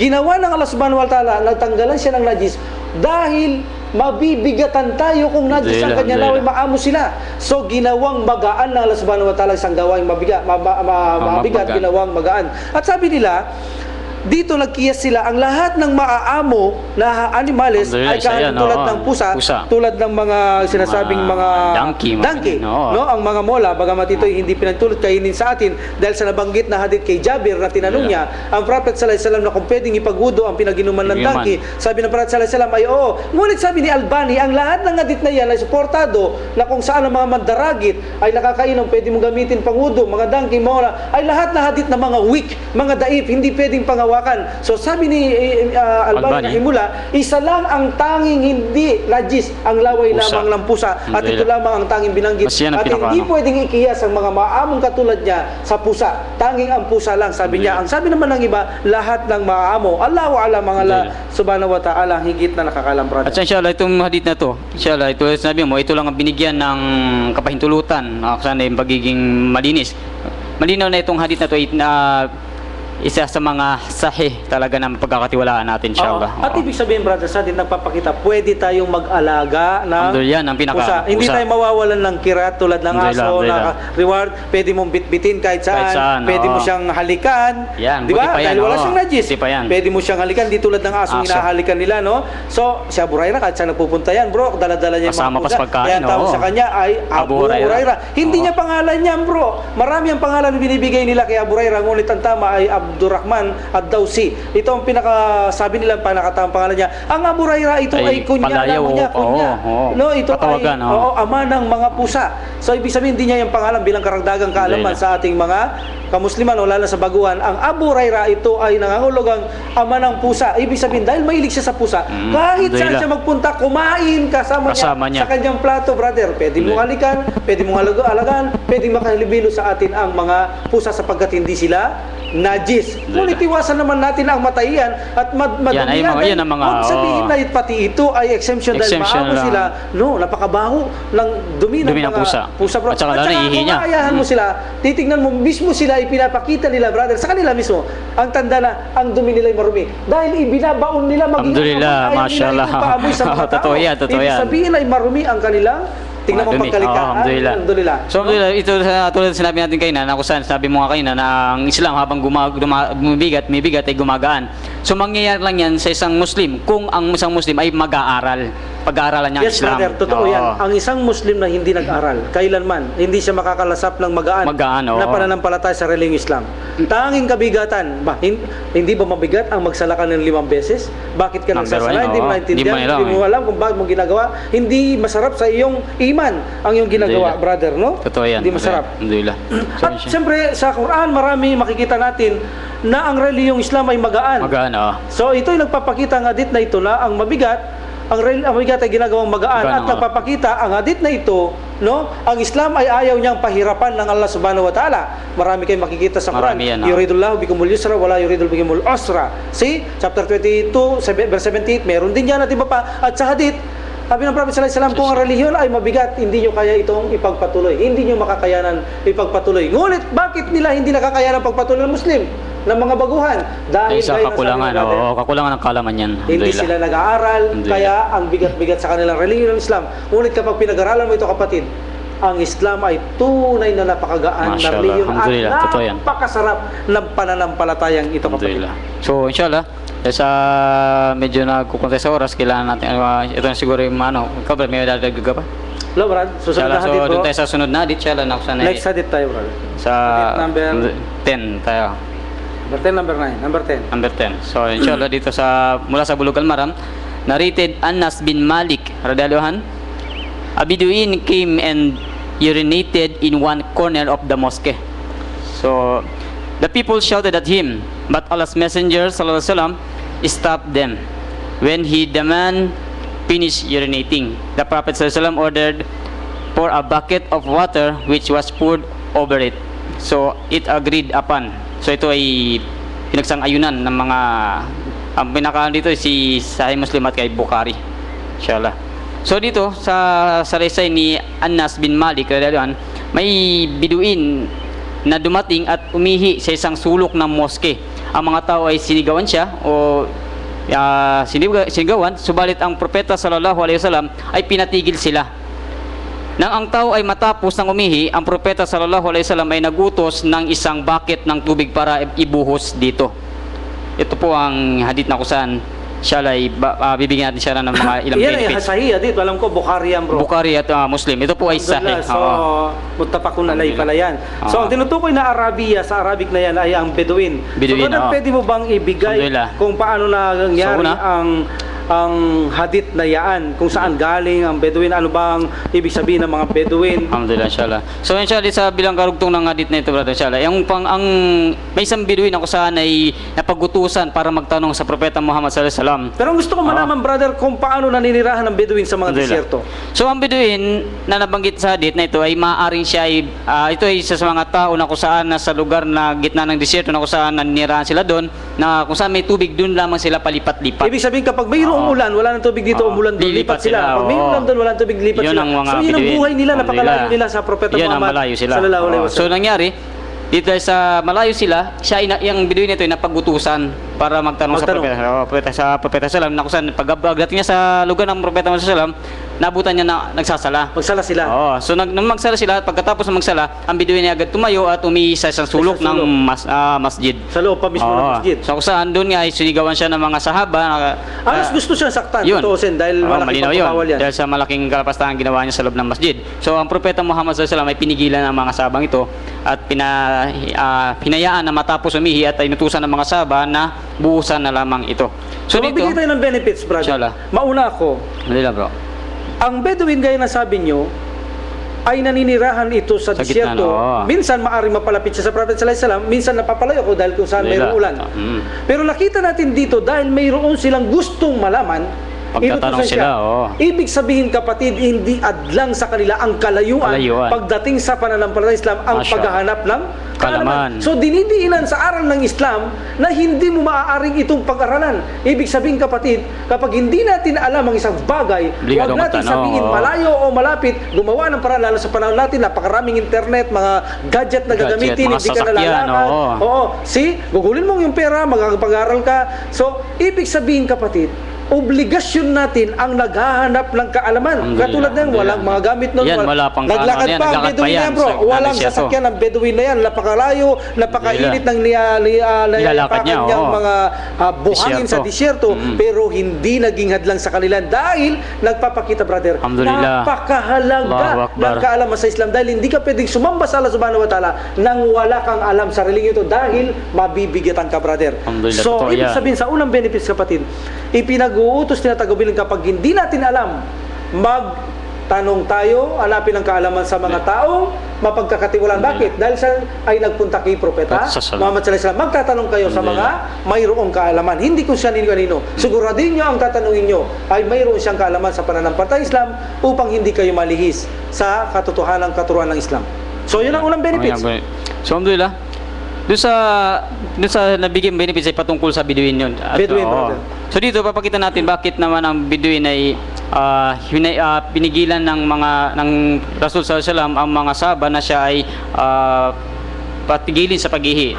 Kung saan ang Bedouin ay iniwasan dito ng propeta sallallahu alaihi wasallam na ma-interrupt sa kanyang pag-ihi o sa kalagitnaan ng kanyang pag-ihi. Na kung saan siya ay maaari makagawa ng pag-ihi, papahirap sa marami.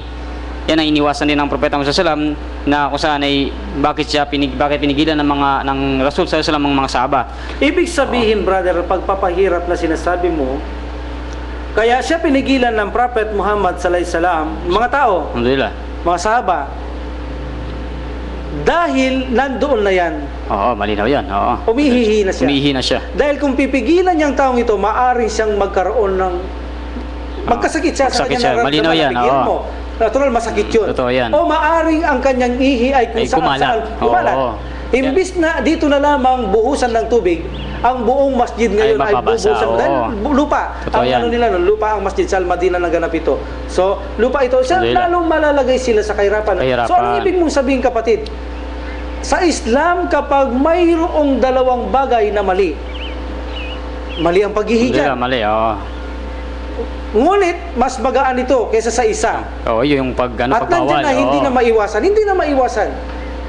Huwag na siyang pigilan na gawin yung Alhamdulillah. mababa kaysa mataas. Magbigay tayo ng sample. Inshallah, alhamdulillah. So, Kung ikaw on the spot, ito po ay halimbawa na hindi nyo dapat gawin. Para lang maunawaan nyo. Ang masturbation at pagkikipagtalik, pangangalo niya, Pangalo niya, higit na pangalo niya. mabigat ang pangangalo niya dahil may atol ito o pagigipit. So, may hatol ito ng stone to death.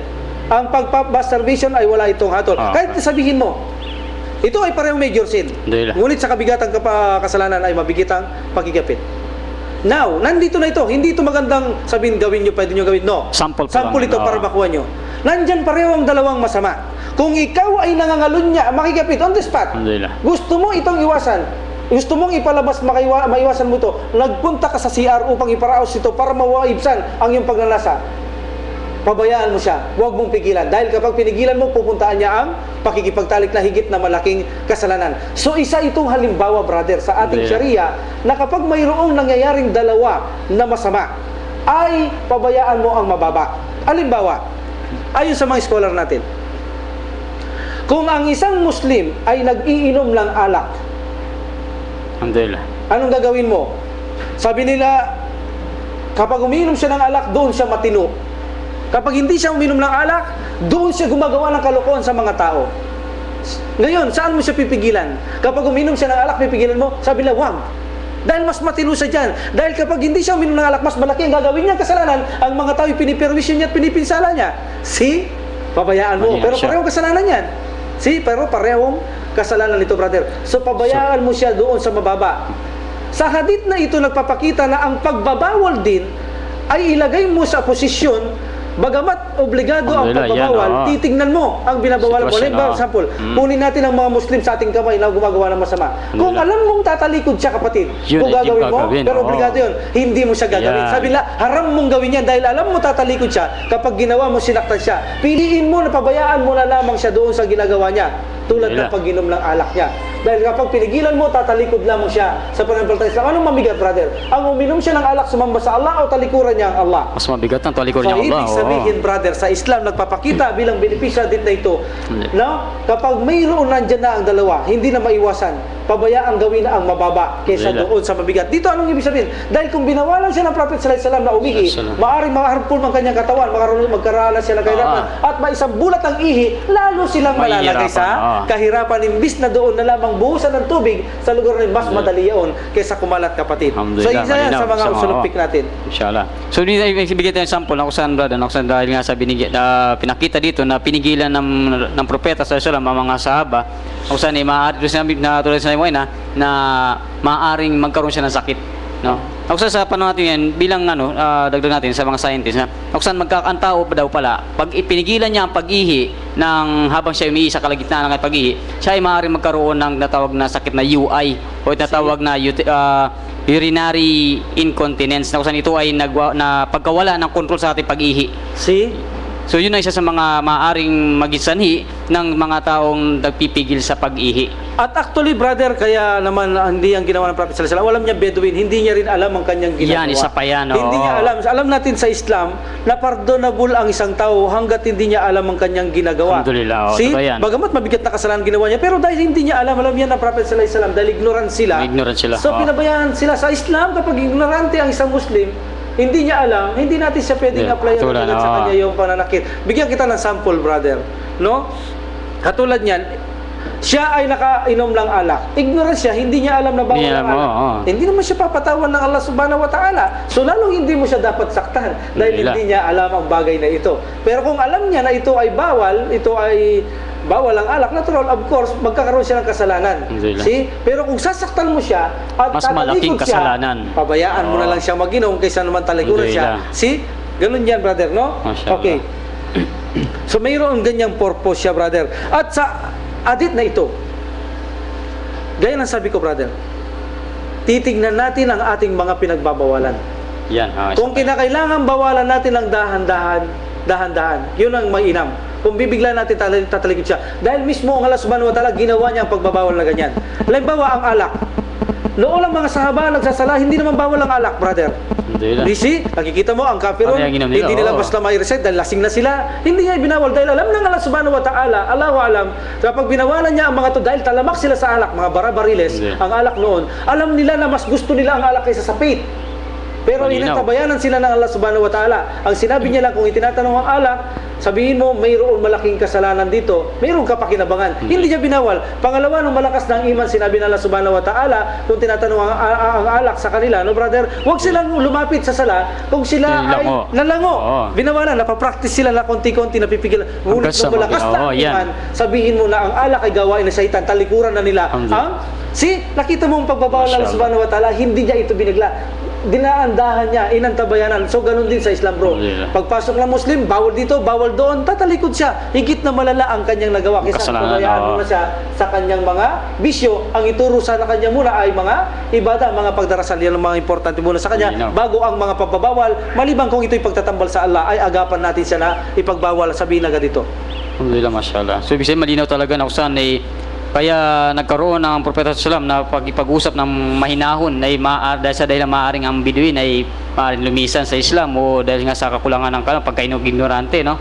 So, Pero malinaw siyang magamat ganun. doon, brother, sinabi rin ng Prophet sallallahu alaihi wasallam ang purpose, binawalan niya. Obligado naman natin Oo. sabihin pagkatapos niya magawa. Sabi niya, sa Bedouin, ang masjid ay lilikha o tinayo natin Yan, ang bilang pinaka- pag-alaala sa Allah, pagbabasa ng Quran. Pagbabasa ng Quran. So sabi niya, tinuro niya sa mainam na para malaman niya ang purpose ng masjid. Sa susunod, hindi niya nagagawin yun. At actually, yung sinabi mo, brother, kanina na stop, sabi niya sa mga sahaba, Hindi lang. hindi nangangahulugan yung, oy, bawal magturo ng mabuti at bawal magturo Hindi ng lang. masama. No, hindi niya sinabi, hindi yung ganun ang ibig sabihin ng Prophet sallallahu alaihi wasallam. Sinabi niya lang stop, huwag pabayaan. Pabayaan Hindi niya siya. sinabing bawal magturo ng mabuti o hindi. Obligado magturo ng mabuti, obligado magbawal ng masama. Ngunit sa tamang Paraan, kaparaanan. oo, So yan. hindi pakita nga dito na sinabing stop na hindi niya kinokondena na sila magbawal. Ngunit sinabing stop para sa ganon ay hindi na lang sila malagay sa kahirapan at hindi naman alam ng Bedouin. So sasabihin na lang ng Prophet sallallahu alaihi wasallam kung anong dapat sabihin. Alhamdulillah. So balik tayo sa najis, brother. Alhamdulillah. So dito makikita natin kung saan tulad ng nasabi natin kaya yung pag-ihi. Yung pag-iibig Oo, sabihin nangangahulugan oo. dito, ito ay ito'y najis. Kung So saan- anong dalil? So minsan ang najis ay tulad din maaaring tulad ng sa isang tapo. Anong dalil natin, brother? Bakit sabi natin na ang ihi ng najis? Dahil anong ginawa ng Prophet sallallahu alaihi wasallam? Anong Pinabuhos dalil? niya. Pinabuhos Oo. niya ng tubig. Ibig sabihin ng Ito dalil, ay brother, najis, oo. hindi malilinis sa araw.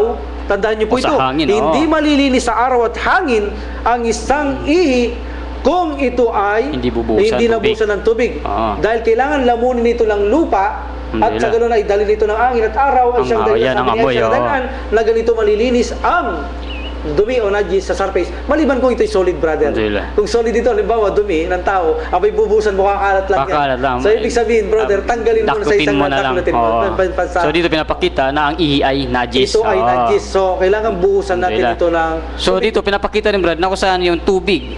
marami Oo. ba konti, brother? Yun, kaya pinagano. Ang More than kulatan, less than kalatain. So dito papakita ito, more than kulatin dapat siya. Kung saan talagang matatalo niya yung lasa, So, amoy. ibig sabihin, oo. dapat mas marami mainam. Mas marami, Pero oo. sabi ng mga scholar, walang problema kahit mukhang konti, basta importante lumubog Lumubog sa lupa.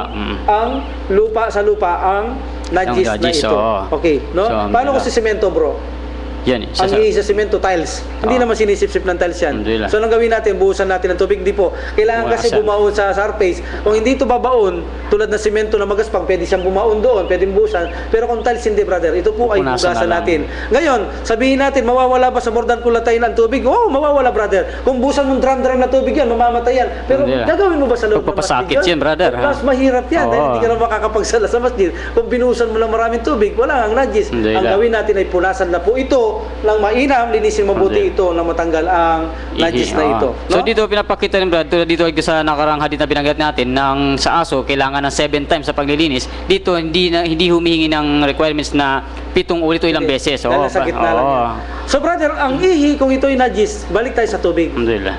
Kung ito ay nahaluan ng tubig, nagkaroon ng kulay lasa tamoy, ibig sabihin ang pangudo natin o pangusul ay marumi na najis po. na, Tandaan oo, natin yan. marumi na. Isa po sa najis ang ihi ng tao. Mashallah. Ano po? At ihi ng mga hayop na haram kainin sa atin. Okay. Alhamdulillah. So ano pang benefits na alam mo, brother, na may bibigay natin dito? Ang makikita natin sa hadith, sinabi ng Prophet sallallahu alaihi wasallam, kumuha kayo ng tubig. Alhamdulillah. Buhasan niyo ito. Ang tanda ng pagsunod sa mga namumuno. Mashallah. Ibig sabihin, sinusunod sa Islam ang mga namumuno hanggat hindi sila lumalabag Sa Islam, oh. sa Islam. No? Hanggat hindi sila lumalabag sa Islam. Alhamdulillah. Okay. At magtatanong kayo, natural ang Bedouin na ito, nanap niya ang Prophet sallallahu alaihi wasallam, magtatanong siya sa Prophet sallallahu alaihi wasallam dahil siya ang may kaalaman Kalaman, oo. sa bagay sa pananampalatayang Islam. So, ang tanda ng pagsunod, ito ay tanda ng pagrespeto sa mga namumuno, brother. Siya ang namumuno dito. Ano muna sabi niya ang inutos niya, brother, sa hadith? Ano makikita mo? Stop! Sabi niya, itigil niya. Sabi Oo, niya, pero tumigil lahat. stop. Oo. Lahat gustong bugbugin talaga ang Malinaw yan, Bedouin na oo. ito dahil inihiyan niya ang loob ng masjid. Alam Masya natin, Allah. may hadith, brother, kapag dinuroan mo ang loob ng masjid, no? Ang hatol sa iyo ay kamatayan. Mashallah. Kapag dinuroan mo na alam mo bawal, sinadya mo, dinuraan mo ang loob ng masjid. Sabi ng Prophet sallallahu alaihi wasallam, ang hatol sa iyo ay kamatayan. Paano kung ihihan mo ito, brother? Higit ito malala. Mas malala ito, brother. Mas malala. Oo. Kaya ang mga sahaba, gusto nilang bugbugin ito kahit mamatay ito. Dahil mas malala ang kanyang ginawa. Pero, sinabi ng Prophet sallallahu alaihi wasallam, stop. Lahat walang umangal. Alhamdulillah. Lahat sila ay handang sumunod sa kanilang namumuno. Alhamdulillah. Pangalawang sinabi niya, kuha ng tubig, buhusan ito. Kumuha sila ng tubig, binuhusan. Walang umangal. Ibig sabihin po, mga kapatid, Puro sa pananampalataya, pagsunod, no? sa Islam ay tandisang itinatagubilin hanggat hindi sumusuway ang Islam. namumuno sa relihiyong Islam. Obligado po Malinaw yan, na sundin natin sila, baging ito man ay sa kalagayang jihad. Mashallah. Kapag ikaw ay ipinatawag niya lang wala kang sapat na dahilan, obligasyon mo na ikaw ay sumunod sa kanya. Ang sino mang hindi sumunod sa kanya, ipagbabawal sa kanya ang paraiso sa mga namumuno sa panahon natin ngayon. See? Pero namumuno natin ngayon, bro, binubugbog nila. Wala, Sila ang baligtad na bugbog ngayon. sarado. Baligtad na ngayon. Oo. Oo. May problema sa masjid, pabayahan siya. Oh, kulang lang ng baterya ang relo, pabayahan siya. See? So, Kulang sira ang mic, pabayaan paggawa. Walang karapatan makapag-utos ang namumuno, brother. Bagkus siyang inuutusan. Siya ang Oo. inuutusan at hirap na hirap siya sa Ah, siya. kanyang kalagayang pamumuno. Allahu Kaya Akbar. naman, wala ng Muslim ang gustong mamuno dahil hindi na Subhanallah. naiintindihan ang karapatan ng isang namumuno At pinamumunuan. at pinamumunuan Oo. ganun din, no? So, brother, talagang sa panahon natin ngayon, ang dahilan ay kaalaman. Kulang sa kaalaman. Ang siyang nagiging dahilan. Sanhi, oo. So, balikan mo nga dit, brother, Siya lang. na ang mga pusa pala ay Ang pusa ay napakita sa hadith na to na kung saan ito ay malinis o natawag na hindi najis o hindi marumi. Kung saan bilang patunay ay yung pag-inom ng tubig dun sa pinag-uduan ni Qatada. okay, at Alhamdulillah. bisa pa nga dit, kung inaakala natin ang pagtuturo ay makakabuti agad-agad, bawa brother, may nakita tayong mali. Alhamdulillah. Kung alam natin makakabuti ito, ituro na agad-agad. See? Pero kung makakabuti sa kanya, ang wag nating madalian ang pagbabawal o pagtuturo, dahan-dahan, tulad na sinabi natin sa Quran, yung alak, ay higit na mainam na gawin natin ang dahan-dahan. Mayroon mga daiya, Alhamdulillah. nagpapalaganap sa ating relihiyon. Sanhi ito ng kulang sa kaalaman. No? Sana ito'y maging isang aral sa ating mga nagpapalaganap sa Islam. Inshallah. Kapag ikaw ay mayroong nagdadawa, mayroon ito, nangyari ito. Alhamdulillah. Siyempre, hindi natin sasabihin ang pangalan. Tinapik natin, makakapanira tayo ng puri. Alhamdulillah. Babae ito, gustong magsyahada ng babae, brother. Sasyahada. Alhamdulillah. Maganda Alam yan. nyo ba ang ginawa ng mga daiya? Kung magsasyahada ka sa oras na ito, alam mo ba, sabi nila, ang asawa mong lalaki ay haram na sa iyo. Automatic divorce Pabigat kayo. siya, oo. Sila mismo, kapatid, binigyan nila ng Hadlang, bakod ang oo. babaeng ito para Para siya ay Islam. huwag pasukin ng Islam. Alam mo nangyari, brother? Umatras siya. Sabi niya, tsaka ko na lamang papasukin ng Islam. Mahal kong asawa ko, pag-aaralan ko muna. Ibig sabihin, mali ang nagawa. Mas nauna pa ang nagbawal siya na kung saan tingin mo itatalikod siya, inuna pa. Dapat ay Mas hindi mo siya mabigat ang binigay binawalan. niya, oo. Antabayanan, dahan-dahan kung makakabuti. Pinabayaan mo na muna siyang nakisama sa kanyang kapatid. Asawa, kahit na ito'y kupar, pabayaan mo siya. Nang sa ganon, pabayaan mo, lumakas muna ang kanyang iman. Iman, Ang oo. mahalaga kasi ay maibigay natin ang karapatan ng Karapatan niya. Allah subhanahu wa ta'ala, bagamat siya'y walang kailangan sa atin, ang dapat siya'y sambahin ng kanyang mga lilikha. May asawang Prophet sallallahu alaihi wasallam, may anak ang Prophet sallallahu alaihi wasallam na asawa niya'y kupar. Siya'y Muslim. Di ba? Alhamdulillah. Hindi niya ito binawal agad. Pinabayaan Nung magtagal niya, oo. doon niya, pinapunta ang anak ng Prophet sallallahu alaihi wasallam at sumunod ilang taon ang kanyang asawa, nagbalik Islam din ang asawa niya ito. Na Inshallah. dating kupar ang asawa niya. So, So yan ang- dahan-dahan sa adit na ito, dahan-dahan nating pagbabawalan ng mga Muslim kung makakabuti. Ngunit kung makakabuti, agad nating ipagbawal, lalo lang shirkulak pa, agad nating itong ituro. At sa hadith, brother, nakita natin ng Prophet sallallahu alaihi wasallam ang pamamaraan ng pagtuturo at pagtutuwid niya. Hindi niya pinagmatigasan ang Bedouin. Hindi niya pinagmatigasan ang Bedouin. Itinuro niya sa mainam na kaparaanan panalita ang masjid kung ano ang purpose kung bakit mayroon itong masjid. So dito mangyayari inshallah yan, mga ganyang pangyari maaari lamang magawa ng isang taong Muslim sa isang tulad niya Muslim na bago sa Islam kung siya ay may sapat na kaalaman lamang. Oo, brother, no? Malinaw yan.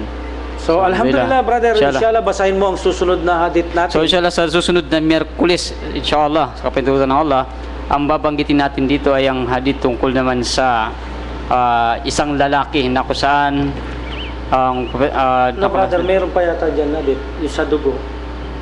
Wala ba dyan? Hindi pa ba yan ang kasunod? Ito, alhamdulillah. Sa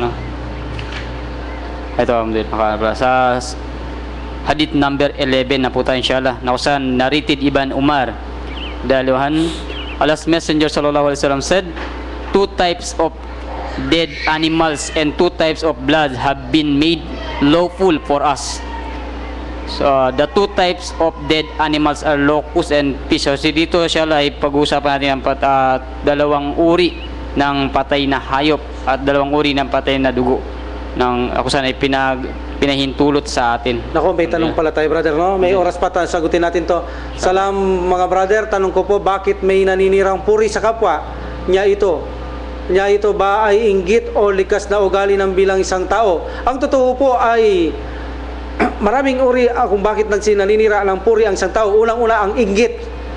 Yan ang kadahilanan bakit sila naninira ng puri. Pinakamataas na antas ay ang dahil sila ay naiinggit. Pangalawa, kinasusuklaman nila at hindi naman ito pag-uugali. Mayroong dahilan kung bakit sila naninira ng puri. May dahilan. Hindi naman naninira ang tao ng puri nang walang kadahilanan po. Sister, ito po ay tanong ni Zainab Muslima na birahin ko sana sa Japan, ang ating kapatid na kung saan walang sawang ito at ang kilik at nagmamalasakit sumusuporta sa ating programa. Tinanong niya ito, mayroon pong dahilan, sister. Ang isang tao hindi naninira ng puri nang walang kadahilanan. Ang unang dahilan, siya ay naiinis sa taong ito, siya ay naaasar, siya ay naiinggit. Kaya nga ginagawa niya ito upang mapasama niya ang taong ito dahil mayroon siyang hindi gusto sa taong ito, kapatid.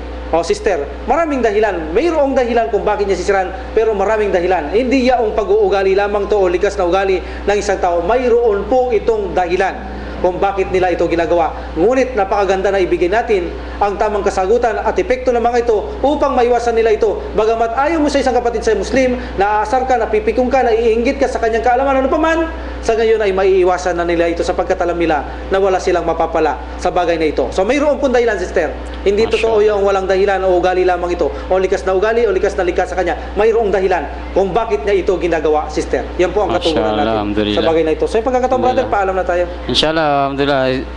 So muli po ay kami magpansamantalang magpapaalam inshallah at muli magkita-kita tayo muli sa susunod na Miyerkules sa ating sa programang Islam Solution for Humanity dito sa inyong paboritong stasyon 98.3 Smile FM Balanga Radio Station, na kung saan dito po ay pag-uusapan natin ang patungkol sa ating pananampalatayang Islam. Alhamdulillah. So inshallah kami po ay una humingi ng kapatawaran sa Allah Subhanahu wa Ta'ala kung kami po ay nakapagsalita o nakapagbigay ng salita na hindi ka nais para sa Allah Subhanahu wa Ta'ala, at ganoon din po sa mga kapatid natin ng mga tao na nakaparinig o kami po ay nakabanggit ng kinasama ng inyong loob, kami po ay humingi ng kapatawaran inshallah. So inshallah sa muli po sa susunod na Miyerkules, subhanakallahumma bihamdik wa asyhadu an la ilaha illa anta astaghfiruka wa atubu ilaik. Assalamualaikum warahmatullahi taala wabarakatuh.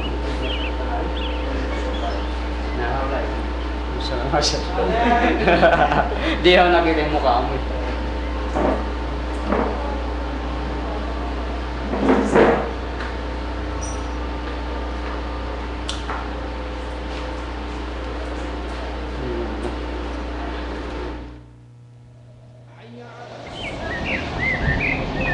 Alhamdulillah Rabbil Alamin wa salatu wa salam ala Rasulillah.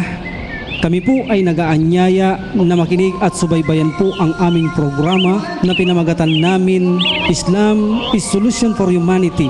Ito po ay mapapakinggan natin sa araw ng Miyerkules sa ganap na oras na alas 10 hanggang alas 11 po ng umaga. Dito lamang po sa Bataan Station 98.3 FM, Smile Radio. Ito po ang inyong lingkod na tagapagsalita, Imam Saleh Beray, kasama po ang mga kapatiran sa likuran ng programang ito. Muli po ay inaanyayahan po namin kayo sa isang programa na kung saan ang siya po magbibigay ng lahat ng kasagutan sa lahat at samot-saring suliranin o problema ng tao hinggil sa kanyang pananampalataya na kasagutang katotohanan at walang kasinungalingan. Tayo po ay magkita-kita at magkatagpo-tagpo sa programang ito sa araw ng Miyerkules, alas 10 hanggang alas 11 po ng umaga, insyaAllah. Wassalatu wassalam walhamdulillah rabbil alamin.